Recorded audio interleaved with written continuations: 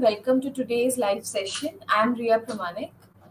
Today, we are continuing with our course code, that is BPSC 144. Uh, the course code is about introduction to South Asia. So we started our this paper, this subject particularly from the last session, and we are continuing this, and we are going to know about South Asia in this whole process.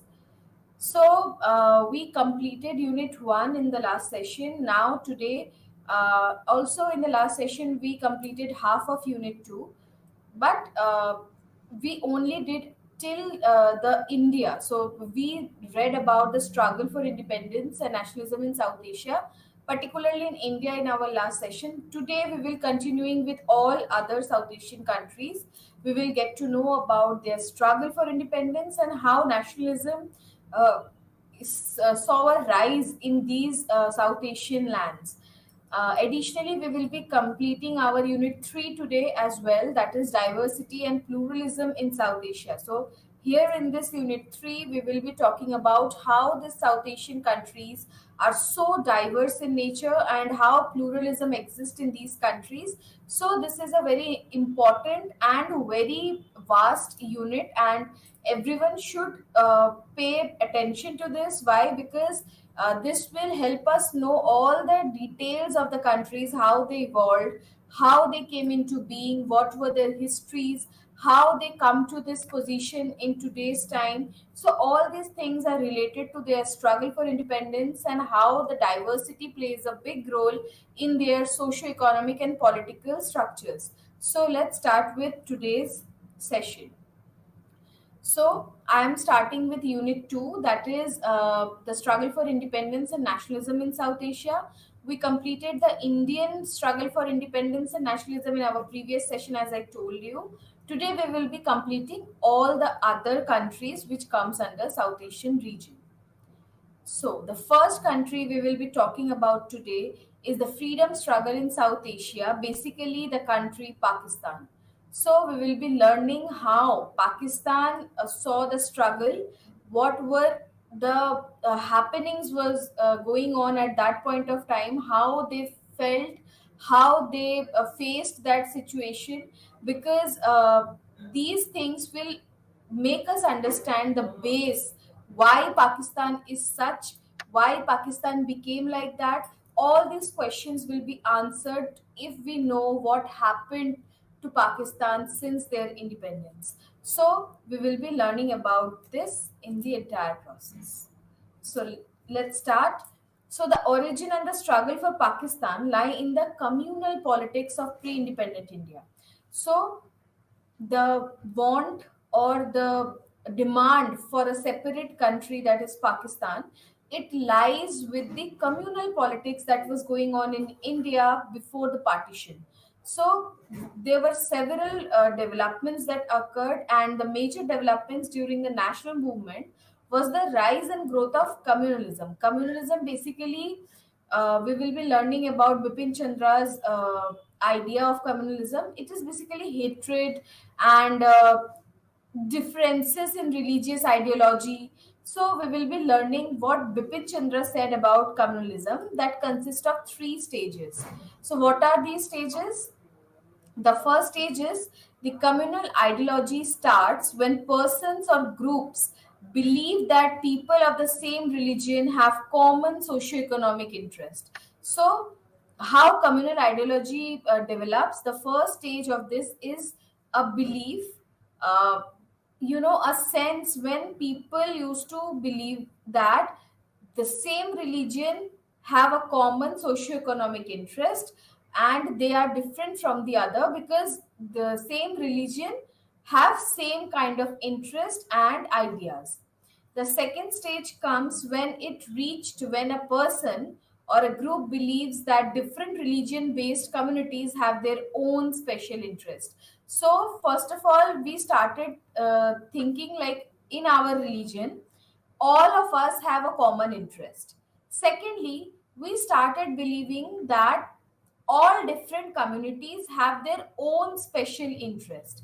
And then comes the final stage when the religious differences converted into secular differences and are seen as incompatible with each other. When we started feeling incompatible, then this kind of communal ideology or communal politics came into being, when we feel that we can't stay together because we have separate ideas, we have different interests, and we differs from others.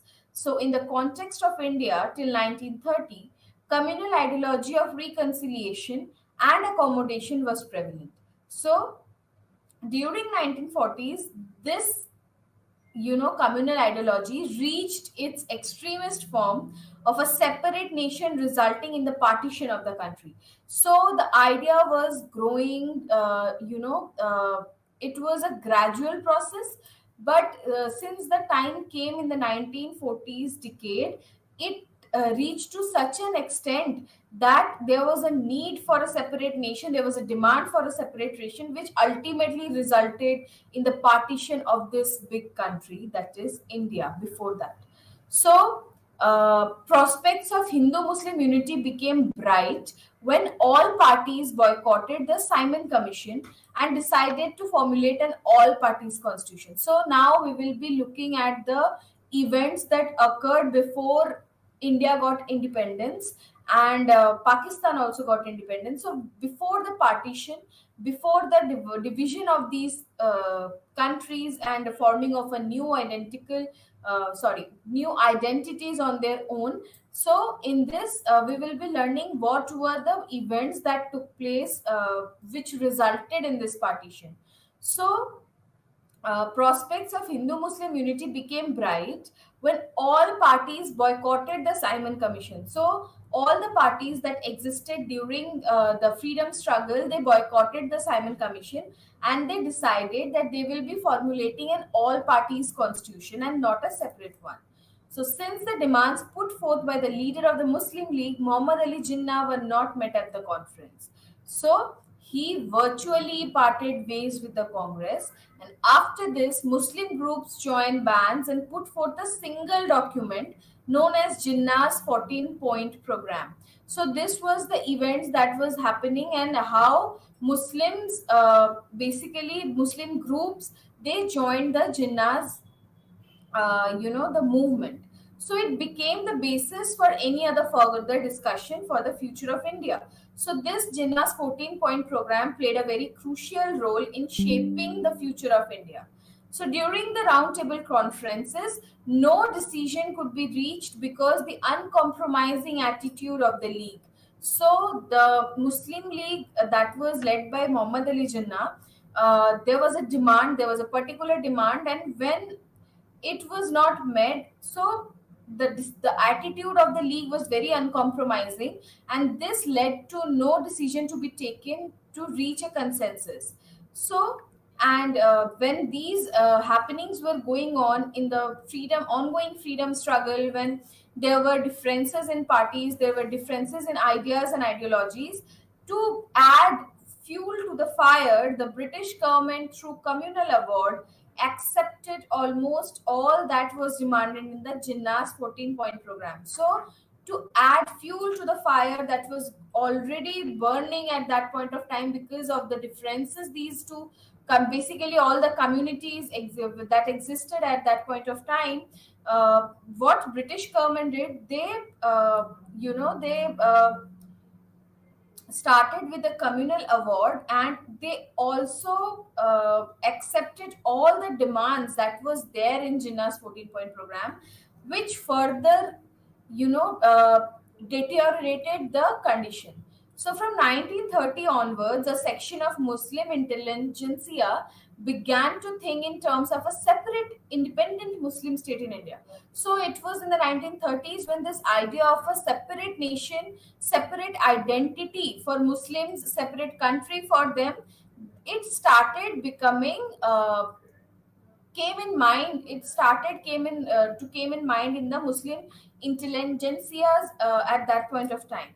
So Muhammad Iqbal, who presided over the 1930 session of the Muslim League, said, "I would like to see Punjab northwestern frontier province, Sindbad, Baluchistan amalgamated into a single state. So, in the session of 1930, the presiding leader of Muslim League said that he wanted to see a state, a region, on an area which comprises of these particular areas like Punjab, NWFP, that is Northwest Frontier Province, Sindbad, Baluchistan, to become a single state, a separate state. At the Round Table Conference, a group of Muslim students in England, led by Rahmat Ali, proposed a Muslim state named as Pakistan. So all these things were happening, they were going on in the background of Indian freedom struggle. So the idea of living together as a single nation began to be replaced by the politics of hatred, fear, and separation.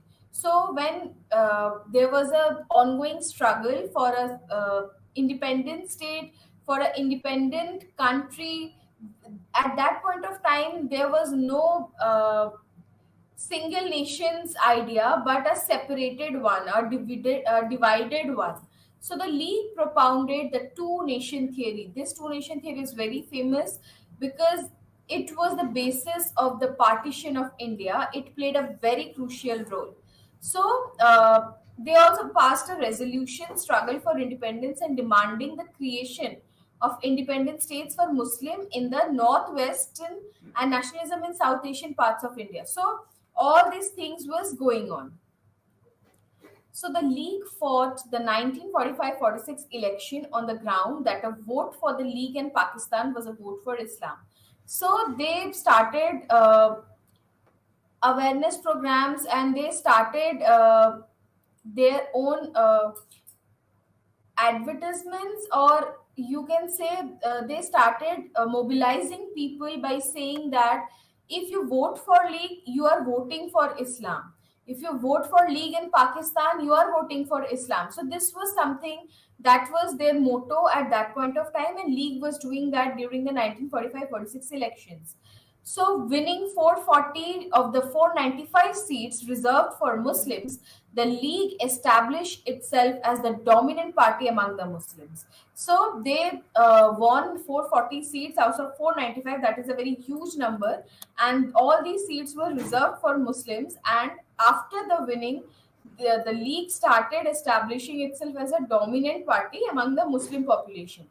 So Jinnah declared that there could be no compromise on the issue of Pakistan.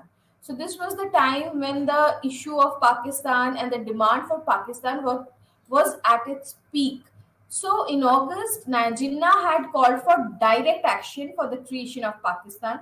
So the following months witnessed the worst ever communal riots between the two communities.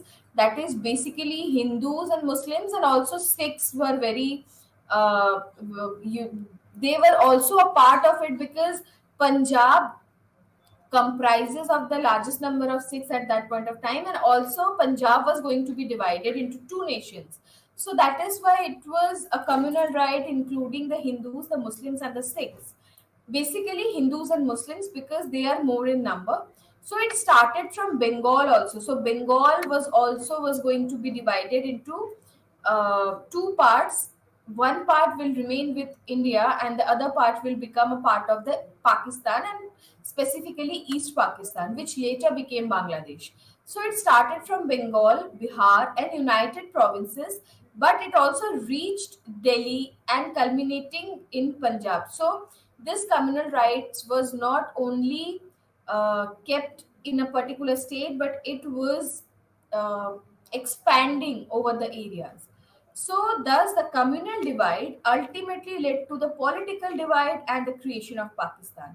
So, this communalism, or this communal riots resulted in the creation of a separate nation, that is Pakistan, specifically devoted to the Muslims. So this was all about Pakistan's struggle, what were they were facing, how they got independence, and how Muslim League played a very crucial role in their independence. Now we will be moving forward to know about Bangladesh, how Bangladesh came into being, and how all the things unfolded over the period of time, and Bangladesh became a separate nation by dividing Pakistan. So Bangladesh was part of a Pakistan. As I told you that the part of Bengal that went to Pakistan area, that part again after a very tough war, they got independence from Pakistan as well. So it was created. The Bangladesh was created on the demand that the Muslims are a nation and therefore must have a separate homeland and a state of their own. So initially, when Bangladesh was not Bangladesh but the part of East Pakistan, it was known as East Pakistan. It was created on the demand that the Muslims are a nation in itself and therefore they must have a separate homeland. So after Pakistan's creation, however, Bengalis came to develop an increasing sense of distinctiveness. So what happened is Pakistan was at two sides of India. At In the west part, it was known as Western Pakistan. In the east, it was known as East Pakistan. But they were very far from each other, and they have a distinctive diversity in these two parts. The western part basically were the Urdu and Punjabi speakers who dominated at that point of time, including there were many other languages and also ethnicities. Whereas in the eastern part, the most number of people used to live there were Bengalis, the Bengali Muslims. So after the creation of Pakistan, Bengalis in the East Pakistan, they started developing an increasing sense of distinctiveness. This prevented the development of a single nation community. So because of these differences, because of this distinctiveness, these two countries could these two parts of Pakistan was unable to develop a feeling of a single nation community. So it was this estrangement that culminated in the secessionist movement, as a result of which Bangladesh ceased to be its constituent part. So there was a secessionist movement because of all these differences and all these problems that East Pakistan was facing. So increase in Bengali nationalism in Pakistan was the decision of the ruling government of Pakistan to introduce Urdu as the national language of Pakistan in disregard of Bengali wishes. So what happened is the ultimate uh, reason for this secessionist movements and this revolution was that the Pakistan, basically all the decision makers, all the leaders, all the political leaders, they were part of the West Pakistan, and very rarely the East Pakistan was seen and East Pakistan was handled very rarely, and there was no particular development practices that was going on in East Pakistan, whereas West Pakistan was dominating towards the East Pakistan. But the ultimate reason for the problem that started arising in East Pakistan was because of the decision taken by the West Pakistani leaders about the implementation of national language, and that will be the Urdu. So they decided the national language to be the Urdu. But what happened is the East Pakistanis language was Bengali, and they were not a handful of people but a huge population that speak Bengali. So just to make national language Urdu, which is not spoken by half of the population, almost approximately, that was very much not taken in a good sense by the East Pakistanis.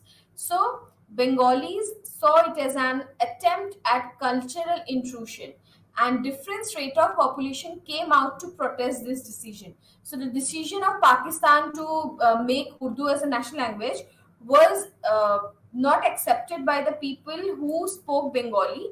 So there was a protest because of this decision. So police action to disperse demonstrating students, leading to the death of some individuals, intensified Bengali hostility towards the West Pakistan. So who were in the forefront of this protest? It was basically the students, and there was many deaths also happened because of these protests and police actions, and this ultimately intensified the Bengali hostility towards the West Pakistan more now. The most significant impact of the language movement was in 1954 general elections held under the limited franchise. The party who was leading this protest was the Awami League. The Awami Muslim League that had emerged under the leadership of Bhashani in 1949 and other Bengali parties came together to form a united front. So they demanded, among others, autonomy for East Pakistan and adoption of Bengali as one of the state languages. So they decisively defeated the Muslim League in East Pakistan. So during the elections, this party they defeat the Muslim League, which was a very popular and very dominating party in Pakistan since independence, because it existed before independence also. So the third phase of the struggle was the election of the 1970, the first general elections conducted since independence. So the election was very important for Pakistan because after independence, in many times, Pakistan came into the control of the military ruler, and that is why the democratically elections were a very big concern for Pakistan, because it was happening for the first time in the year 1970. Almost 23 years it took to get it done. The Awami League not only swept the provincial assembly polls but also succeeded in securing a majority in the National Assembly because of the larger population of the Eastern Wing. So, this Awami League was becoming very popular and very powerful in the East Pakistan part. So, when the military started assaulting the Bengali nationalists, the civil disobedience and non-cooperation movement turned into armed struggle. So this was all things happening in East Pakistan in the year 1970s. So India provided sanctuary and training facilities to the freedom fighter of East Pakistan. And the reason behind was there was a huge number of migration that was taking place in East Pakistan because of all these police actions and armed rebellions and all this political instability that was happening in the wake of the liberation struggle of East Pakistan from the West Pakistan part. So many people who used to live in East Pakistan, they started migrating, and the India is the closest one because India shares a border with East Pakistan, and that was the reason why the migrants used to migrate to India, which was becoming a very big concern for the Indian government. Why? Because India was also a newly independent country which was going through a very tough and a rough process of getting all the things established and stabilized. So, at that point of time, when India was facing internal problems because of the newly all the things that happened for the first time to India, how India was not able to cope with the coming up of migrants, because there was already a huge population that lives in India, and to cater the migrant workers in lakhs and lakhs of numbers was not possible and was not accepted by the local population of India as well. So, because of these problems that India was facing, it started helping the East Pakistanis for their liberation, because if they got liberated from the West Pakistan, they will establish their own new country, and for that, the migration will be stopped. So, India, what they did, India provided the training facilities to the freedom fighters of East Pakistan, and besides, it mounted a massive diplomatic offensive to bring to the notice of the world the genocide in the Bangladesh and its liberation struggle. So finally, Pakistan spelled its own doom by declaring war on India on 3rd December. Why? Because it blamed India for the all the things happened in East Pakistan. It blamed that it is because of India that East Pakistanis are revolting against the West Pakistan. So the armed struggle ended on 16th of December 1971. So the Pakistani army surrendered to the joint command of the Bangladesh Liberation Army and Indian Army in Dhaka nowadays. So Bangladesh emerged as a sovereign independent nation after this. So this was the freedom struggle that Bangladesh was facing. Now we will be talking about Sri Lanka. The political history of Ceylon, Sri Lanka was earlier known as Ceylon, which later came to be known as Sri Lanka, can be traced back to the 3rd century BC. So, Sri Lanka is a very old country and like India. So, we can trace back the political history of Ceylon or Sri Lanka back to the 3rd century BC. So, in the 12th century, the Sinhala king Parakram Bahu I unified the whole country. So, after his death, the country plunged into disorder and chaos, which attracted the invaders from South India. So it was these invasions which culminated in the formation of a Tamil kingdom in the Jaffna Peninsula in the north of the island. So because of all these invaders who came from South India to the Ceylon at that point of time, it culminated into the formation of a Tamil kingdom in the Jaffna area. So when the Portuguese arrived in the late 16th century, Ceylon was divided into three independent kingdoms. So among these, two were Sinhalese, one based on Kotte with control over the south and east of the island, and the other at Kandy ruling the central highlands. The third was the Tamil kingdom which controlled the north and eastern part. So this gave them ample opportunities to intervene in the Ceylonese politics and raise their settlements in the coastal region. So in the mid 17th century, Dutch traders came in Ceylon who were supported by the Sinhalese. So do remember that there are two ethnic communities, Sinhalese and Tamils in Sri Lanka, and they played a very important role in the politics that happened in later part of Sri Lanka. So do remember the two groups, that is Sinhalese and Tamils. So when such of the interior remained independent under the Kandyan kings, the British displaced the Dutch in the year 1796. So from 1796 we can see how Britishers there was an advent of Britishers in the Sri Lankan land. This is very important point, that how Tamil state in Sri Lanka was abolished by the Britishers and made it into a crown colony. So in the economic sphere, the British abolished all state monopolies, did away with the Rajakarya system that used to happen in Sri Lanka, and they promoted free trade. So they also encouraged plantation agriculture by selling crown land cheaply. So as a result, production of cinnamon, pepper, sugarcane, cotton, and coffee flourished because of all these practices done by the Britishers. So the labor on the coffee plantation was predominantly the immigrants from India. So they used to migrate these Indians for the coffee plantations work as a labor. So this was all thing going on in the British time. So forces of nationalism gathered momentum during the First World War. So the growth of national political consciousness in Sri Lanka was aided by the political repression that followed the civil disturbances in the 1950s. So when the British arrested prominent Sinhalese leaders during what was then a minor communal riot, leaders of all communities came to oppose the move. So the British government was under pressure, and because of that, there was a decline of the world trade after the World War I.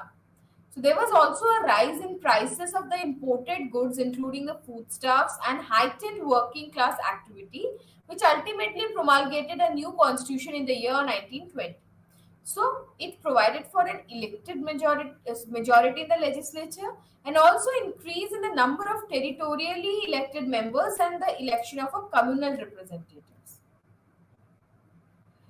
Thus, the representative government came into being in Ceylon. So, with this, there was a representative government that started taking place. So, following these reforms, there was a breakdown of the Sinhalese and the Tamil harmony of interest, which is a very important part to notice, because these two communities, as I already told you, played a very important role in the socio-political and economic changes that happened in the later part of the 20th century.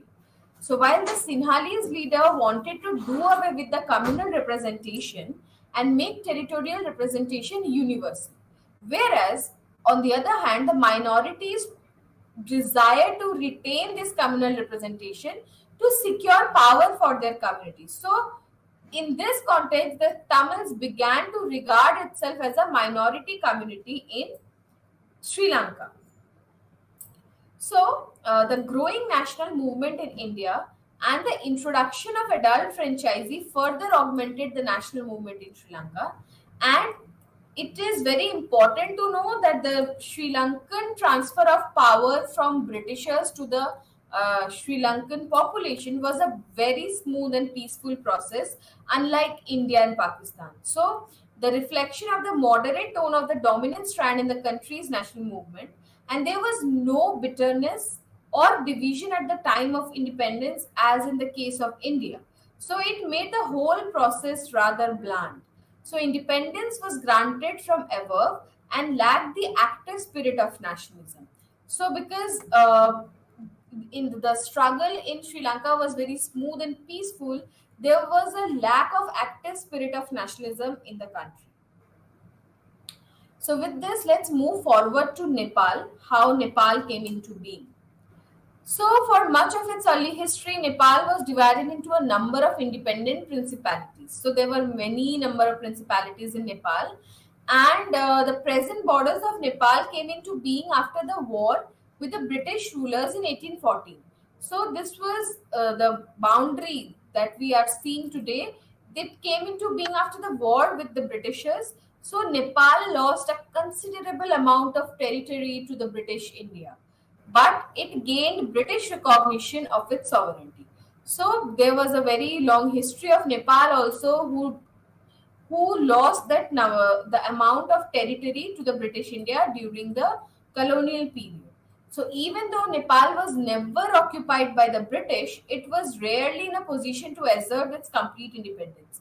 So Britishers never directly ruled Nepal, but there was some kind of influence over it. So when India became independent, Nepal too declared its independent status. So the reform movements in India and the rise of national movement under the Indian National Congress deeply influenced the middle classes who lived in Nepal.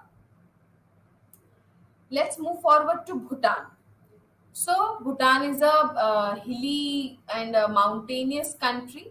Also, one thing to remember, this Nepal and Bhutan, they are landlocked nations. I discussed about this in our previous session as well.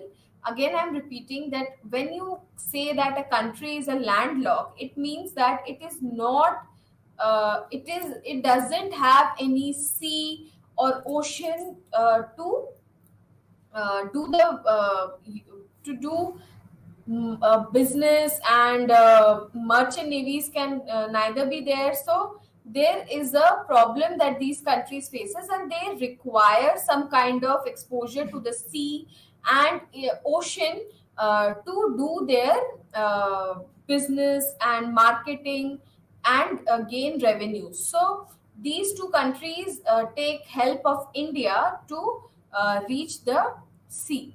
So let's come back to Bhutan. So Bhutan was divided into several small principalities until the 17th century. So when India was on the verge of independence, the Bhutanese government was apprehensive that the new Indian government was likely to interfere in the internal affairs of Bhutan.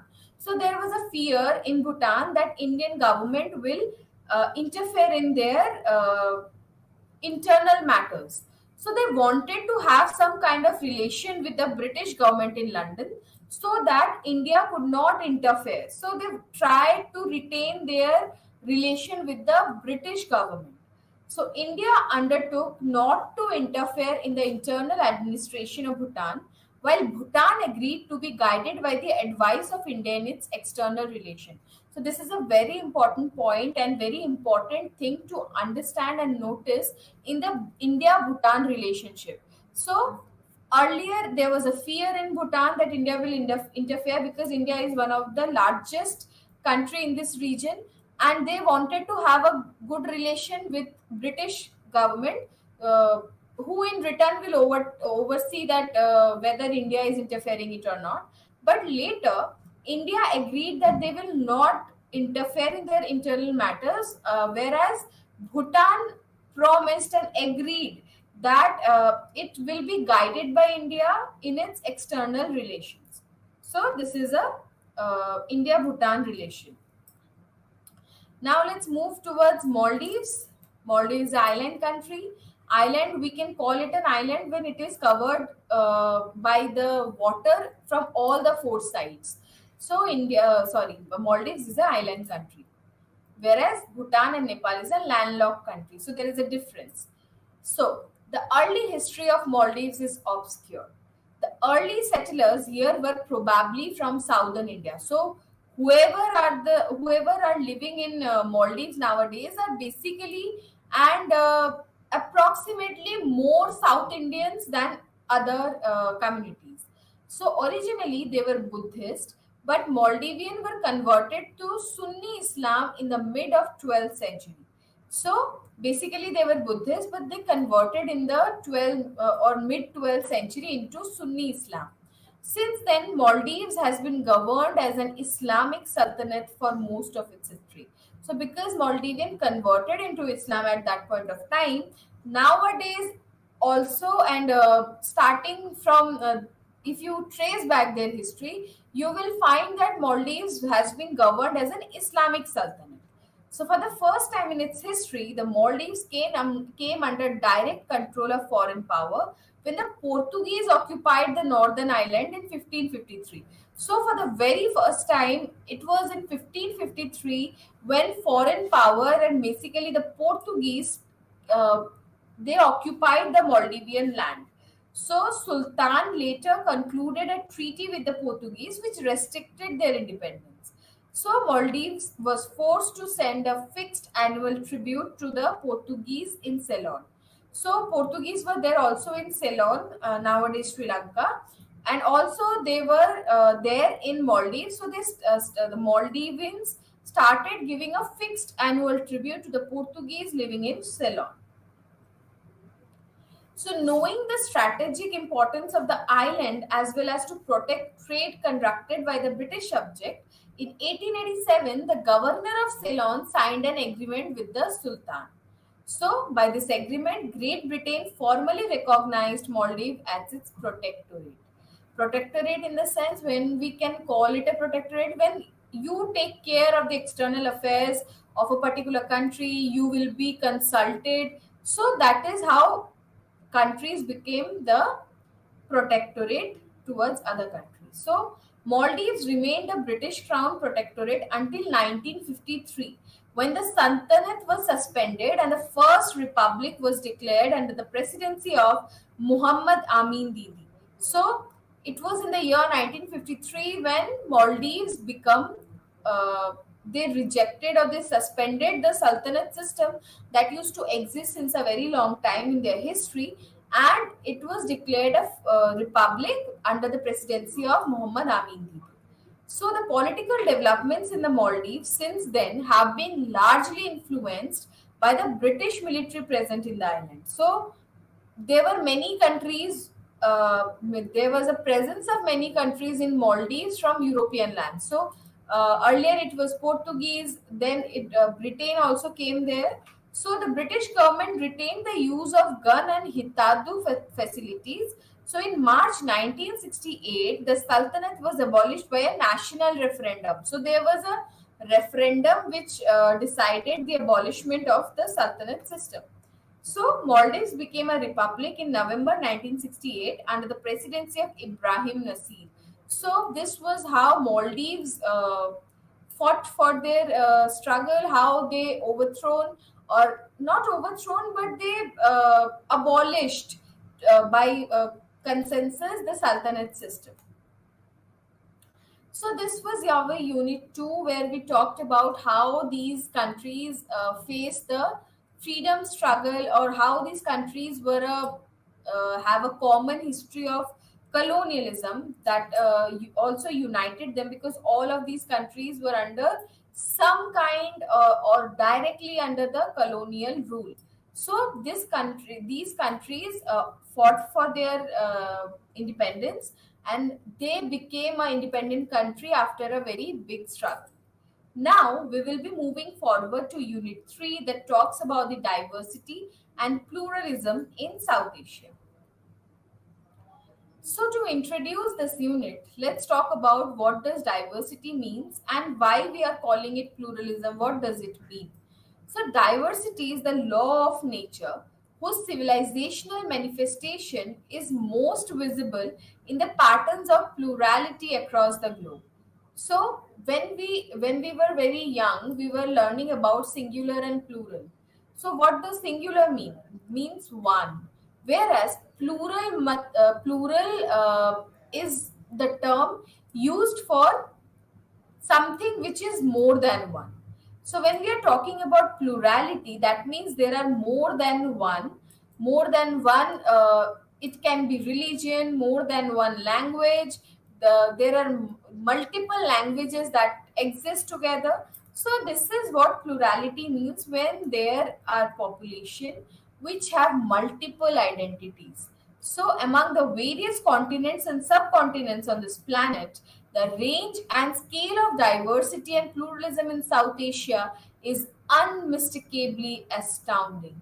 So, the variety, the diversity, the pluralism we can find in this region is no doubt is astounding in nature.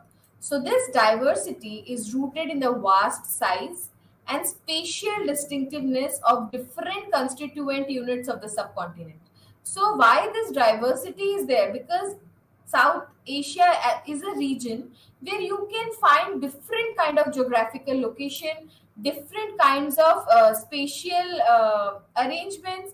So this is the reason why there is such a diverse population that lives here. So it is also in the civilizational march that underpinned the socio-cultural evolutionary framework of this region. So moreover, the close interaction of the region with other parts of the world helped in rise, growth, and consolidation of this diversity and plurality in South Asia. So this connection with the other parts of the world also played a very huge role in the diversity and pluralism. So South Asia thus presents a mosaic underlined by social, economic, political, spatial, cultural, racial, religious, lineage, climatic, culinary, customary, and linguistic legacies and preferences of the people. So all these different, you can say, identities are existing in this South Asian region. So you can see how diverse this region is. So this is what we are going to learn in this unit 3, how this area, how this region is so diverse and so plural in nature. So diversity means variety. The idea of diversity may also be extended to connotations implied by differences and dissimilarities. So, in other words, conceptually, diversity stands for variety, differences, or dissimilarities prevailing in particular context of human or physical existence. So, there is differences, there is dissimilarities between people on the basis of all the you can say all the notions, all the kinds that we learnt in our previous slide. So, closely related but not identical to the idea of diversity is the concept of pluralism. So, diversity and pluralism are not, you can say it is not separate, but it is related to each other very closely. But there are also few differences between two. So, pluralism stands for existence of many entities within a given sphere. So, these entities may be diverse or not, but fundamental to the idea of pluralism is the existence of more than one or many actors in a particular arena. So, pluralism is characterized by coexistence of different entities with one another in a way that nothing includes everything. So, let's talk about the patterns of diversity and pluralism. So, South Asia is a geographical entity well defined by natural formations, constructing its boundary with the rest of the world. So, as I already discussed, that there is a huge geographical variety we can find in this region. So, there are many natural formations which is a very distinctive quality of South Asian region. Like we have Himalayas, which is a natural boundary. We have oceans, seas in this entire region. So the area consists of 8 countries with significant spatial variations. So all these 8 countries are different from each other and they have a various geographical and spatial variations. So the region is delimited by the Indian Ocean in the south and mighty mountain ranges of Himalayas, Karakoram, and Pamir in the north. So it has totally landlocked countries like Afghanistan, Nepal, and Bhutan. So as we know that landlocked countries are the countries which doesn't have any openings in the sea, so that they can have connections, they can have relations with other nations through that sea route. But there are also many countries in this region which are islands in island nations. So what are these countries which are island? That is Sri Lanka and Maldives. So in this region we can find landlocked countries in Afghanistan, Nepal, and Bhutan, and also island nations like Sri Lanka and Maldives. Similarly, the ethno-cultural variations in the region are equally enormous, with majority of the countries presenting the example of multicultural society. So you can find that in all these 8 countries there is very less uniformity, but they all these countries are basically and mostly the multicultural society, where there exist different types of cultures, multiple identities of people, and different factors that bring together into a multicultural society.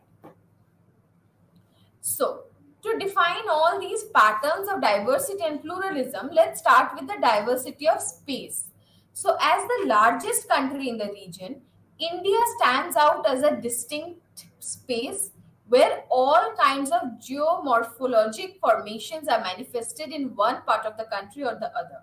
So, in this diversity of space, let's talk about India, which is the largest country of the region. So, South Asia has 8 countries and India is the largest one. This is something you should remember. So, there are many geomorphological formations that consist of this country, India.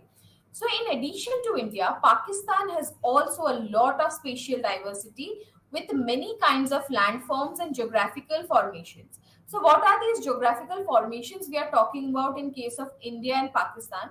Basically, you can find Himalayan ranges, which is full of snow and strong cold winds in India, and also some parts of that exist in Pakistan.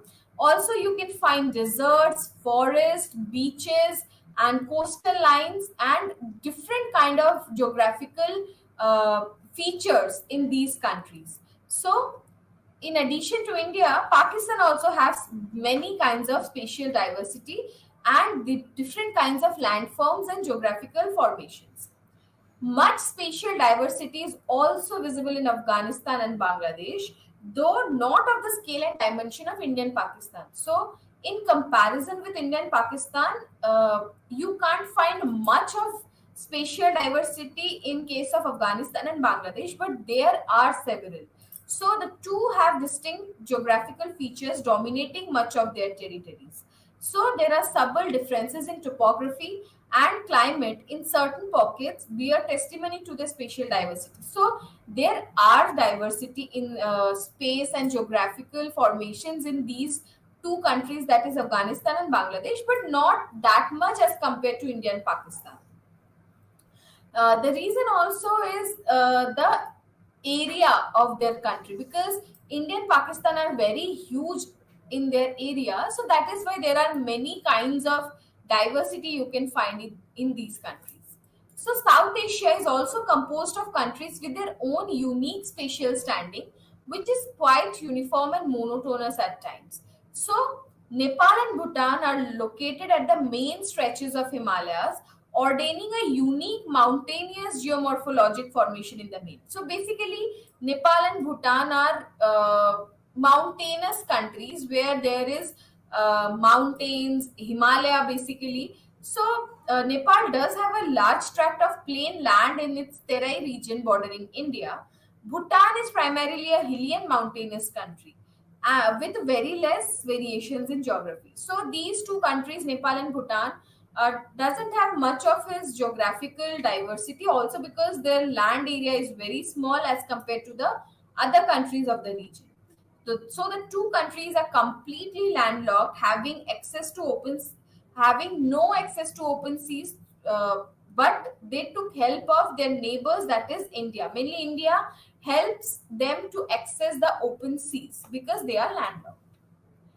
On the contrary to these countries, Sri Lanka and Maldives are island nations. So, on one hand, Nepal and Bhutan are totally landlocked, whereas Sri Lanka and Maldives are island nations covered with water from all the four sides, including the Indian Ocean.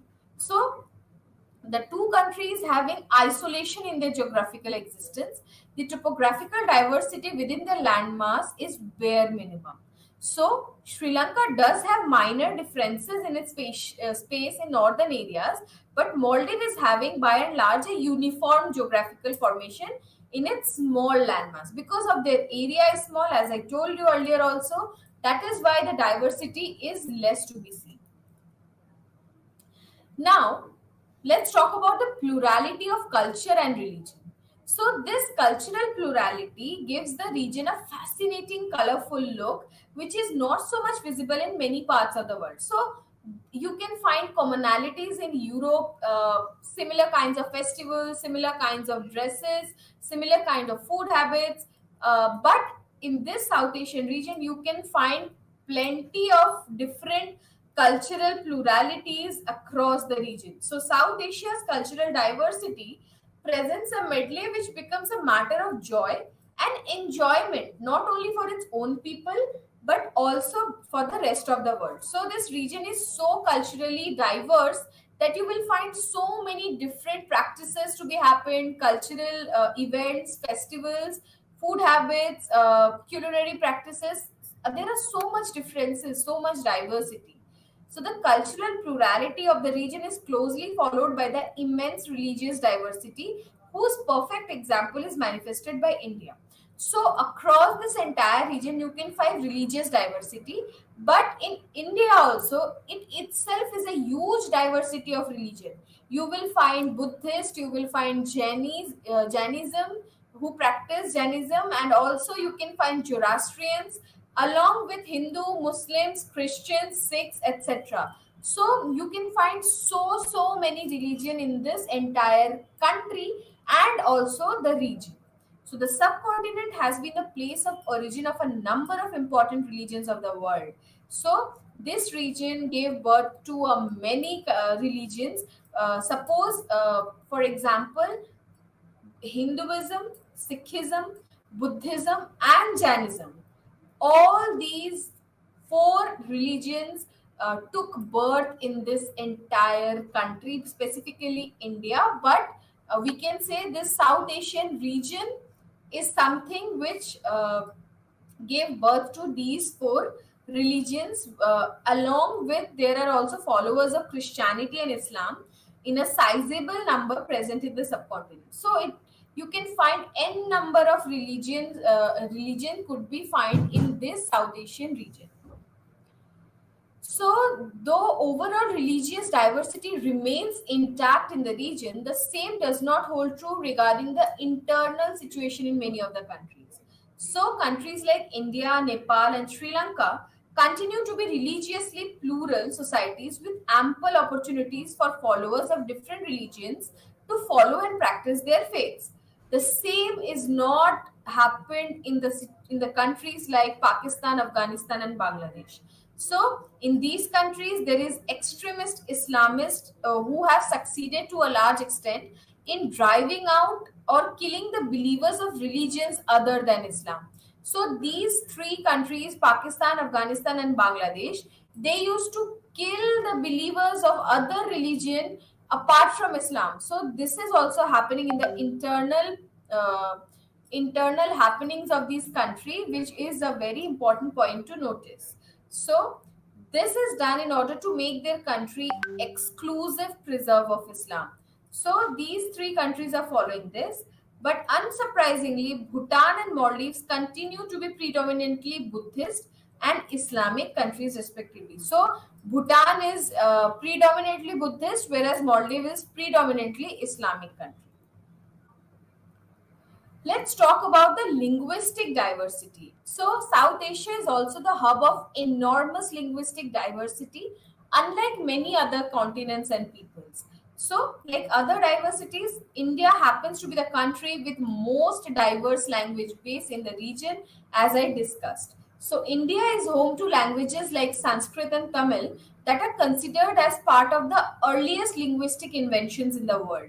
So, Tamil and Sanskrit are considered to be a very ancient language, and you can find these two languages to be culminated in Indian land. So, it is therefore not surprising that almost all parts of the country are witness to its rich linguistic diversity. Remarkably, most of it, if not all, of these languages are extremely rich in having not only their own scripts but also a body of literature. So, most of these languages have their own scripts and also the body of literature, which is a very rare thing you can find, basically because of the ancient languages which you can find here. So the eighth schedule of the Indian Constitution lists as many as 22 official languages.